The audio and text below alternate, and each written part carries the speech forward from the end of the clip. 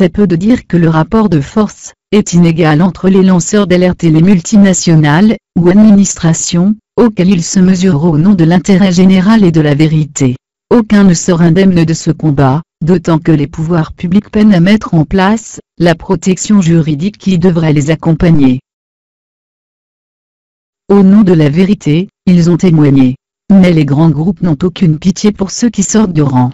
À la clé, procès, harcèlement, chômage, dépression. L'intégrité coûte cher.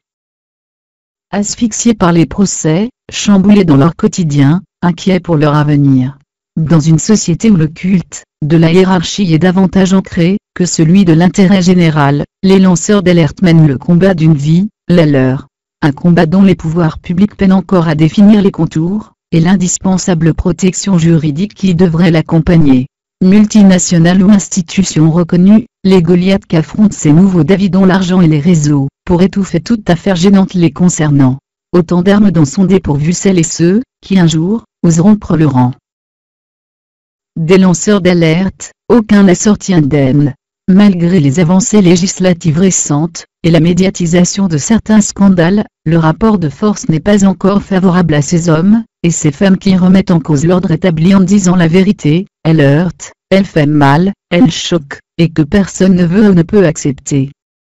On nous a appris qu'un citoyen doit dire ce qu'il a vu s'il est témoin d'un vol, c'est son devoir de citoyen. Il doit aider la police et la justice à arrêter et à condamner les voleurs. Lorsque vous témoignez contre des voleurs qui ont de l'argent, et du pouvoir, alors il vaut mieux fermer sa gueule, sinon comme les lanceurs d'alerte, vous aurez des problèmes et même, vous serez poursuivi et condamné par la justice. Cela sera considéré comme une violation du secret professionnel, et recel de documents confidentiels.